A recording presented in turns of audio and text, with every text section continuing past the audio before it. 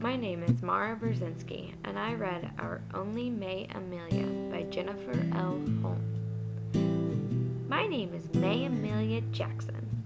Wilbert tells me that I was the first girl ever born in Nasal, that I was a miracle.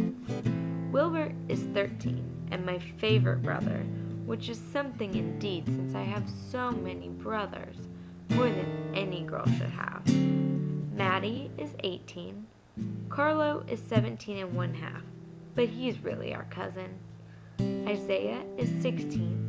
Wendell is 15. Alvin is 14. And Ivan too. They're twins. Wilbert is 13 and I am 12. Mama has a baby in her belly and I pray every day that I'll get a sister.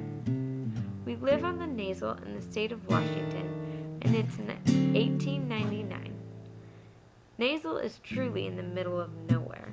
Why, there's nothing here but land and trees and elk and sheep and bears and boys. Mostly boys.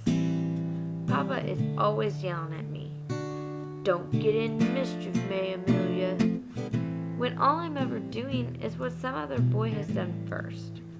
I'm sure he hates me on account of I'm not a proper young lady. Everyone is out to make me a proper young lady.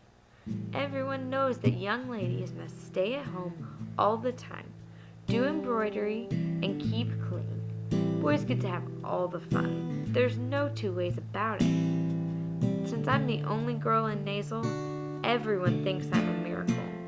But not my grandmother Patience. She does not think I'm a miracle.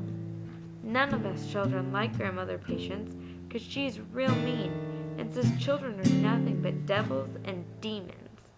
She's coming to live with us since Papa is her oldest son. But even Mama says we're in for a real storm. Mama had the baby and said it was only right that I got to name her since she's my only sister.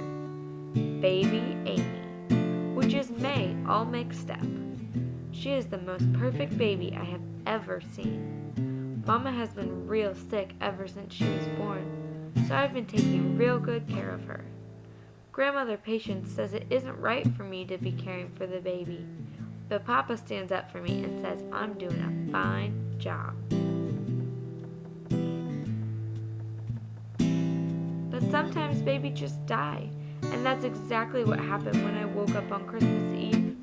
She was my baby, and when I woke up, she was cold as stone. Everyone was already real worried about me, but then we were standing on Smith Island burying sweet baby Amy, and Grandmother Patience says, "That poor baby Amy, she might be alive today and not lying there beneath the pile of geraniums if May Amelia hadn't dealt with her."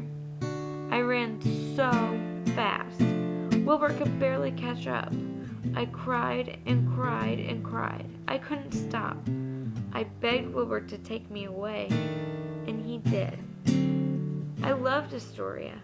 Wilbert and I stayed there with Aunt Feenie and Uncle Henry. They were real good to us. Papa let Wilbert stay with me. He just had to work to earn his keep.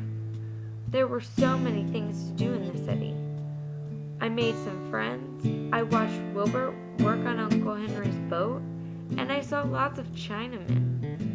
Aunt Feenie even got me to wear a dress one night like a proper young lady. I've never thought that I wanted to go home. But Papa came to tell us that Grandmother Patience has died, and I felt like I had to. As we headed home, all the familiar sights and sounds had my heart racing. I had missed my mama and my brothers. Grandmother Patience died from the scarlet fever, and Wendell is real sick with it too. I'm glad I came back because I helped nurse him back to good health. I helped clean up the neighbor's house. Lonnie's mama had passed from the fever too. I'm doing my best to help out, but Papa seems to hate me just as much as before. I was enjoying a swim in the Nasal when Wilbert came yelling at me that the dam had opened up and the logs were coming downstream. I watched the logs come closer and closer and closer. I was sure I wasn't going to make it. Then Wilbert climbed out on a tree limb and lifted me out of the water just in time. I have never been happier to be the only May Amelia.